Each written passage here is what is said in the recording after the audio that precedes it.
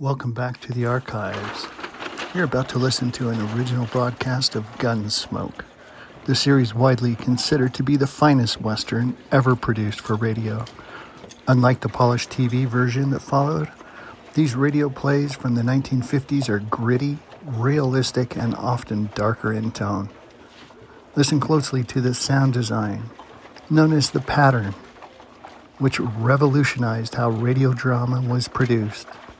Here is William Conrad as U.S. Marshal Matt Dillon.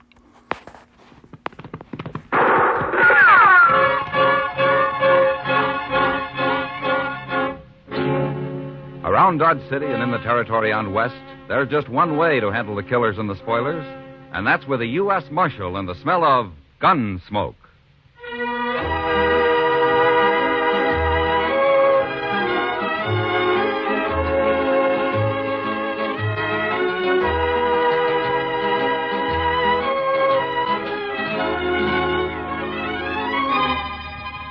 Gunsmoke, starring William Conrad. The story of the violence that moved west with young America. The story of a man who moved with it. Matt Dillon, United States Marshal.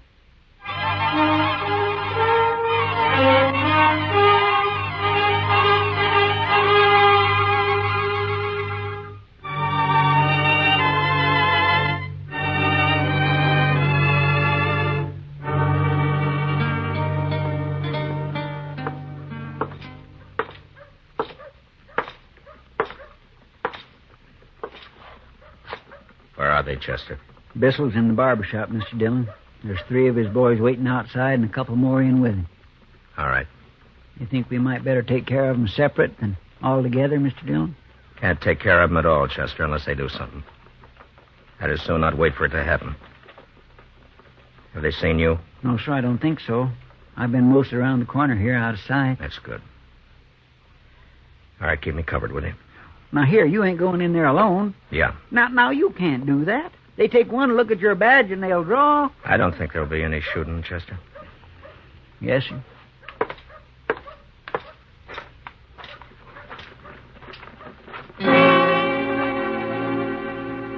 I started across the street to Stapley's barber shop, and I saw 3 gunmen lounging outside. They didn't directly look at me, but they knew I was coming over because their hands slipped down and hung an easy distance from their guns. One of them I recognized as Buffalo Mason, a cowboy who found more money working for Frank Bissell as a gunman than driving cattle up from Texas. The other 2 I'd never seen, but I knew the kind. By the time I'd crossed the street, they'd moved. They stood on either side of the door. You want something, Marshal? I hear your friend Frank Bissell's inside. It might be. Seems to me I told you you weren't to show your nose around here again, Mason. You remember? Not rightly, Marshal. Did you say that? Yeah, I said that. Get away from the door. I got a word or 2 to say to Bissell. Well, how's about you tell me the word, Marshal? I'll pass it along. Frank is kind of busy right now. If I wanted to tell you, I wouldn't be needing to tell him, would I? Well, that's so, Marshal. How come you to take all this talk, Buffalo? Why don't you just kick him out in the street? What's your name? Hey, Jill. All right, you 2. Take your pal over to the water barrel there and cool him off. Move. Oh, come on, get it, Short. Buffalo.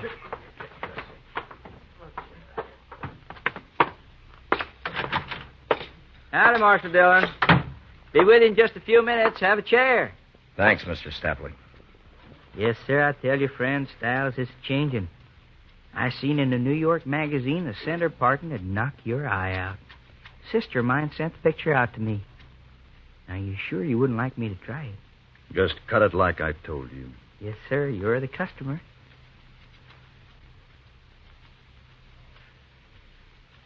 Tom, Yes, Frank? tell Mr. Dillon to step around here where I can see him.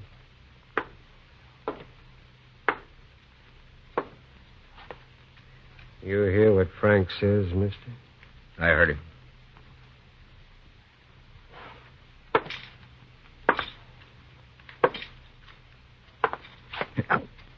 Take it easy, Barber. You're pulling my hair in the back. Oh, I'm sorry, sir.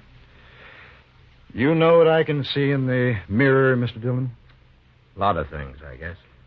I can see outside the door. I saw a friend of mine out there a minute ago. And I saw a fella whip him on the head with his 6-gun. It's funny, I saw the same thing. My friends don't like being buffaloed.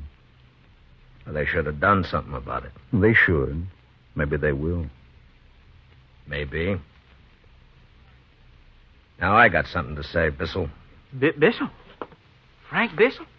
Keep on cutting, Barber. I ain't cut no killer's hair. No, sir. If I'd known who you was, I never... You heard him. Finish. It's all right, Mr. Stapler. You go ahead. Yes, sir. I know your reputation, Bissell, but right now I got no cause to arrest you.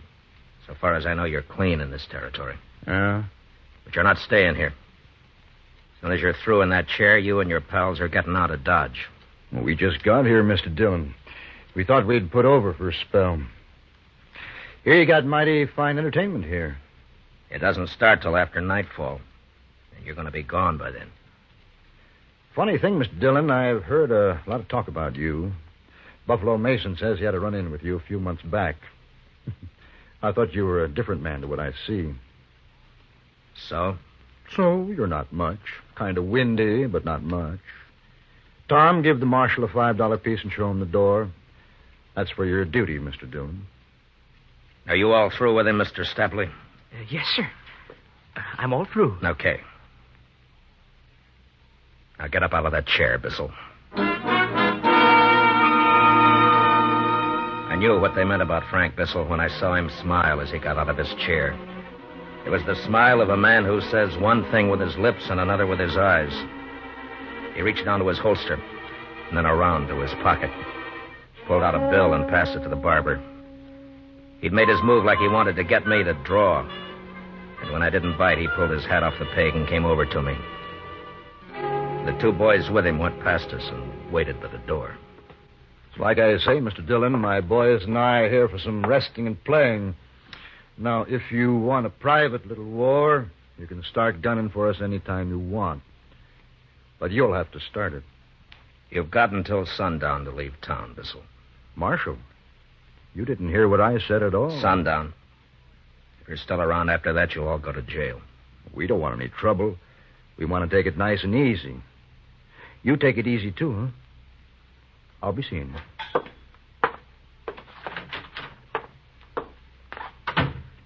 That was him, wasn't it, Marshal? That was Frank Bissell. The Frank Bissell.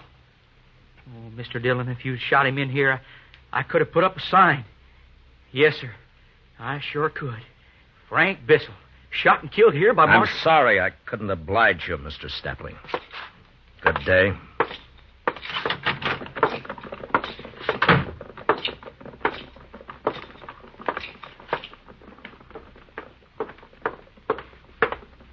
Mr. Dillon? Yeah, Chester. They're getting out, huh? I didn't think it'd be as easy It as isn't. that. Yes, sir, but look, they're riding right I gave on them out. until sundown. Oh, that's about 2 hours. Hey, you know, Mr. Dillon, in 2 hours, them boys can do an awful lot of trouble. They try, and there's going to be trouble. Yes, sir. You want me to follow and see where they go? No. No, we'll wait back at the office. On the way back, I stopped at the saloons and told the boys to send out word if Bissell and his gang came in after sundown. I told them I'd be waiting in the office. When I got to the Texas Trail, Kitty was leaning against the bar, singing. A half a dozen cowboys were standing around, drinking, but listening quietly. It was a kind of a sad song. Home on the range, where the deer and the antelope play, where seldom is heard a discouraging word, and the skies are not cloudy all day.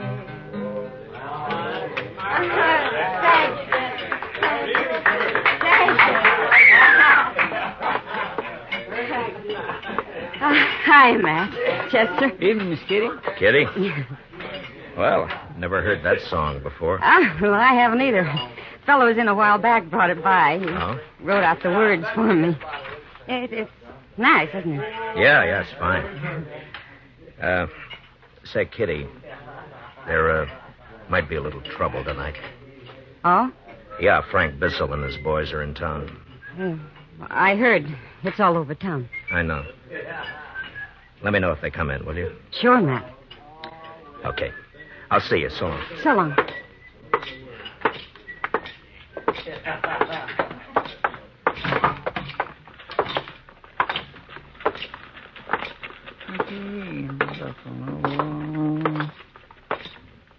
Seldom heard a scourging word.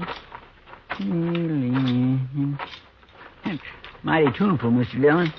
You feel like stopping by Monaco's for supper, Chester? Well, Mr. Dillon, I'm kind of low this week. You see, I sent east for one of them new suits Mr. Hightower was telling about. You know, the ones that got the vest and all? The thing cut away here and then fine and tight up here. I'm sure you'll look fine in it, Chester. Come on, let's get supper. I got money.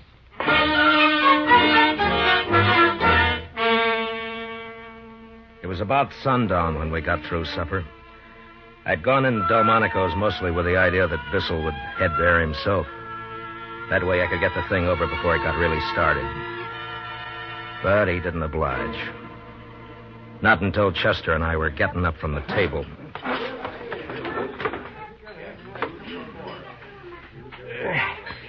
My gracious, Mr. Dillon. I feel swole up like an overfed puppy dog. You look like one. Mr. Dillon, look. Coming in. Yeah, I see him. All right, let's go. Man, I'm hungry. I could eat me one of...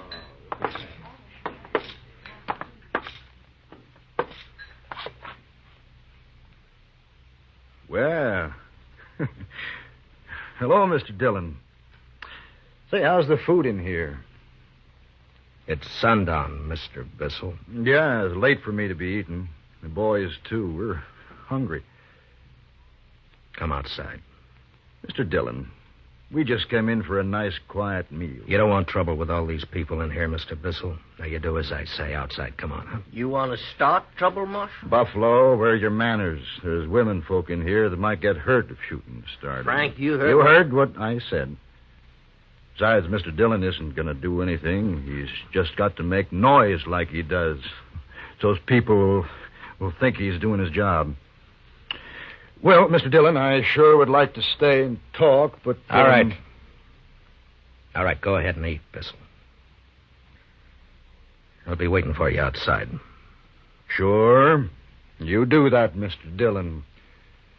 You wait for me outside.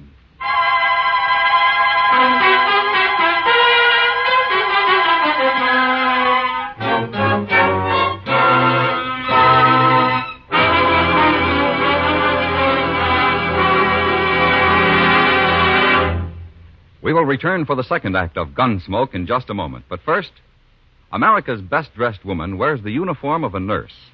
This uniform is a symbol of service to humanity and of an honored and respected profession. The nurse's uniform is an open sesame to many fascinating fields aiding the medical profession: research, rehabilitation, work with the men in service, to name only a few. Young woman, if you are a high school graduate, you can enroll now as a student nurse at your nearest hospital. Consult the Nurses Registry Desk or Collegiate School of Nursing. You can become one of America's best-dressed women and wear the uniform of a nurse. Now the second act of Gunsmoke.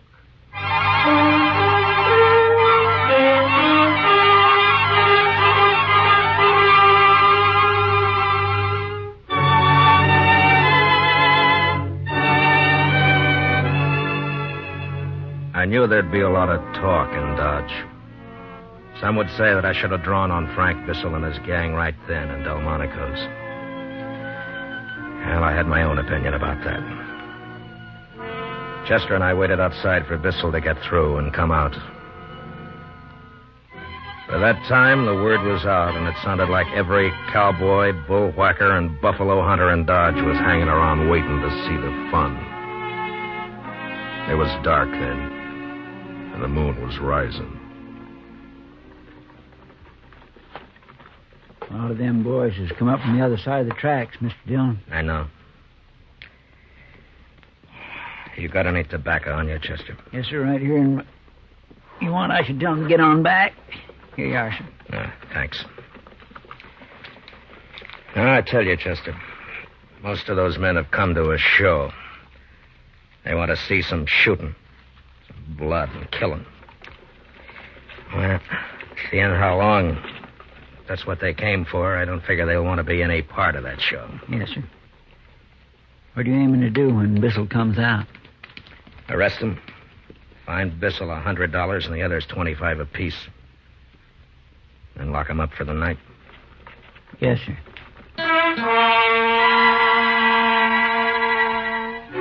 The crowd got bigger, and it got quieter, too. Standing on both sides of the street with a respectable distance between themselves and the entrance to Monaco's, where Chester and I waited. It was going on 8:30 when the door opened, and Frank Bissell stepped out, his boys following after him.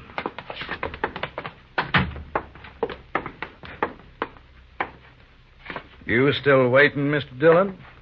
I thought you'd be somewhere rolling drunk by now. You're under arrest, Bissell. And all of you. What have we done?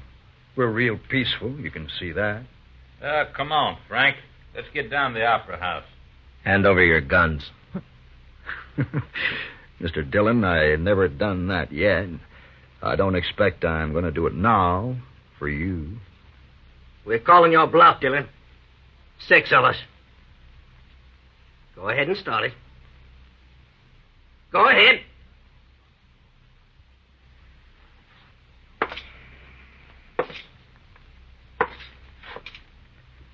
I don't want any killing, Bissell. Now you come in quietly. No, Mr. Dillon. I'd made up my mind even before he answered because I knew he wouldn't back down. And the crowd was watching.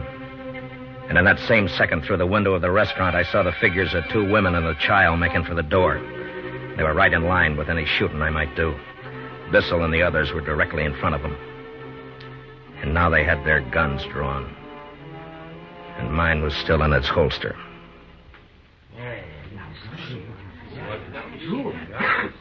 Oh, now, I've heard you're pretty fast, Marshal. With talk, Frank. Lots of talk, that's all. Sure. Now, you be a good fellow and go about your business. We're going down to the Opera House.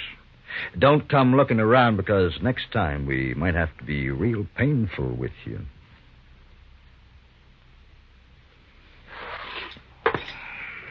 Hey,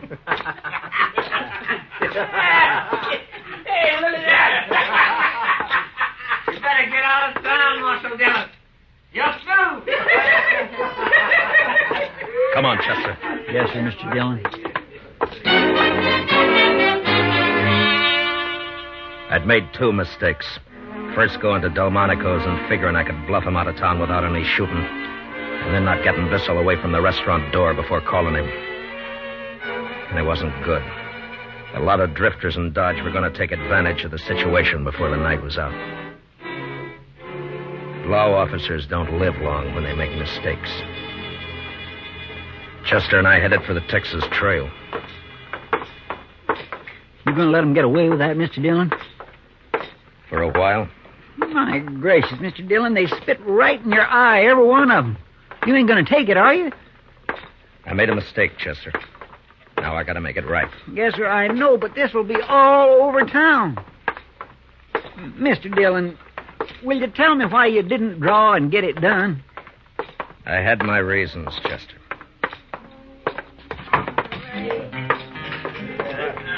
Where the deer and the antelope play, where seldom is heard a discouraging word, and the skies are not cloudy all day.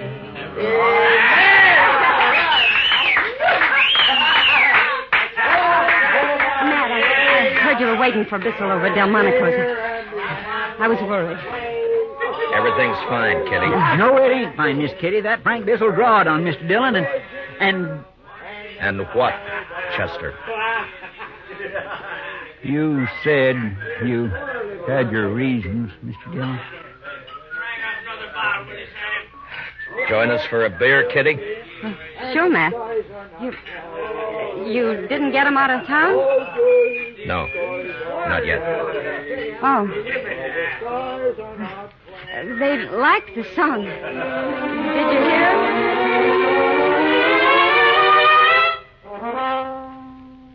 We sat in the Texas Trail. Chester nervous and looking to the door every minute or so.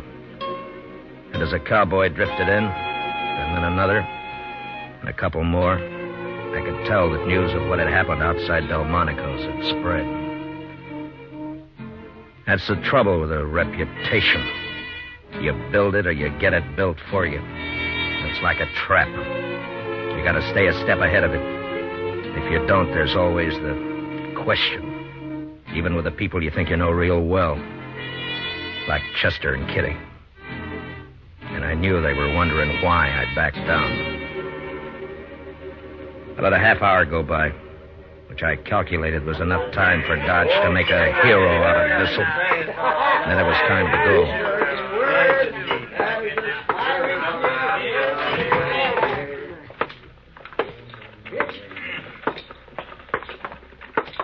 Where are we going, Mr. Dillon? The Opera House. The Opera House. That's where they've gone, ain't it? That's right. Well, good. I want you to stay out of this, Chester. Oh, now, Mr. Dillon... You heard what I said. Yes, sir.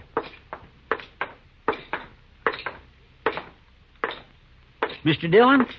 Yeah. Nothing.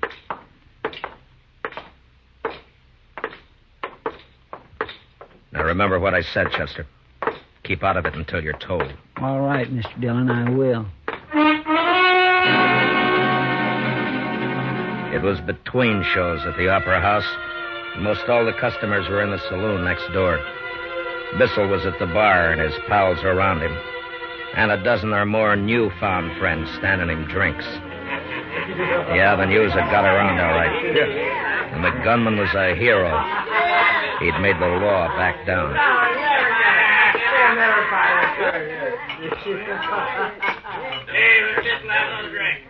Hey, look who's here, boys. Hey, Frank. Looky. Marshal Dillon. Didn't I get through telling you a while back? Are you drunk, Bissell? I never get drunk, Mr. Dillon. Well, I'm glad to hear it. All right, you other men, get away from the bar, quick. You six stay where you are. I'm telling you. Now, anybody who wants to stay with Bissell and his gang's going to get hurt. Now, you move.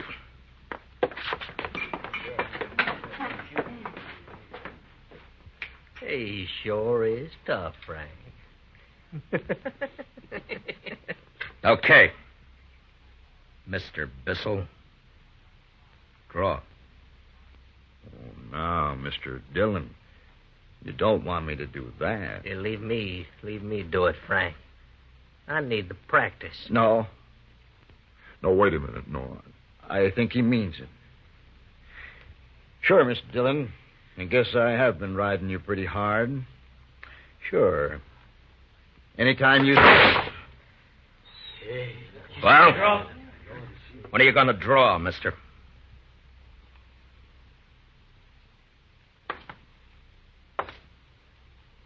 I'm going to tell you something. I could have hit you in the belly as easy as making a hole in the wall. But I don't like killing. Now, you're under arrest, all of you. Chester. Yes, sir. Keep them with their arms up. Yes, sir. Now, you. Take off your guns, Bissell. I said take off your guns and do it now. All right, put them on the bar.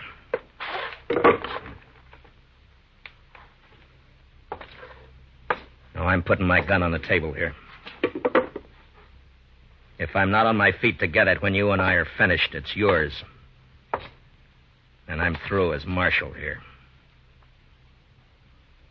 Yeah. Here! Hold that. Come on. Get him. Get him, Frank.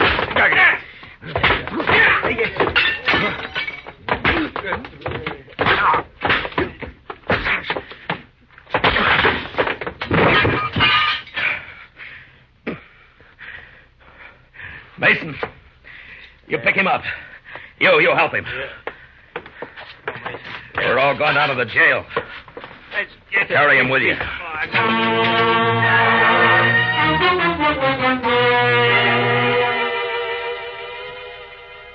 So I made a show for the town. And a lot of big words to go with it, and they swallowed it. And Bissell and his gang lost everything, including their conceit. We put them in jail overnight, and the next morning each man was fined $25, Bissell $100. And they rode out of Dodge. I'd be a liar if I didn't admit I did a little more than my job when I threw my gun away and worked Bissell over with my fists.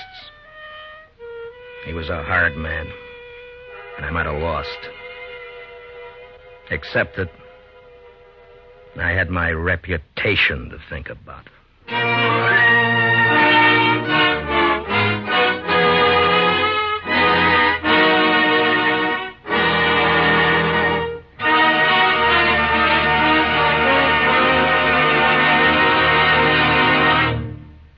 Gunsmoke, under the direction of Norman MacDonald, stars William Conrad as Matt Dillon, U.S. Marshal. Tonight's story was specially written for Gunsmoke by Anthony Ellis, with music composed and conducted by Rex Corey. Featured in the cast were John Daner, Lawrence Dobkin, Barney Phillips, Jack Crucian, and Howard McNear. Parley Bear is Chester, and Georgia Ellis is Kitty. Gunsmoke is heard by our troops overseas through the facilities of the Armed Forces Radio Service. Join us again next week as Matt Dillon, U.S. Marshal, fights to bring law and order out of the wild violence of the West in Gunsmoke.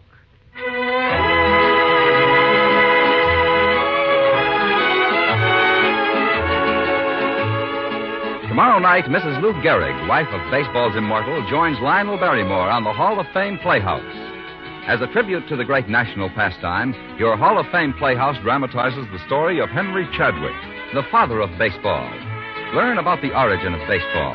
Hear of a man's vision that blossomed forth as America's most popular sport. Tomorrow night on most of these same stations when CBS Radio presents Lionel Barrymore's Hall of Fame Playhouse. George Walsh speaking. And remember, every Sunday evening, the Theater of Stars invite you to the best in drama with your favorite stars on the CBS Radio Network.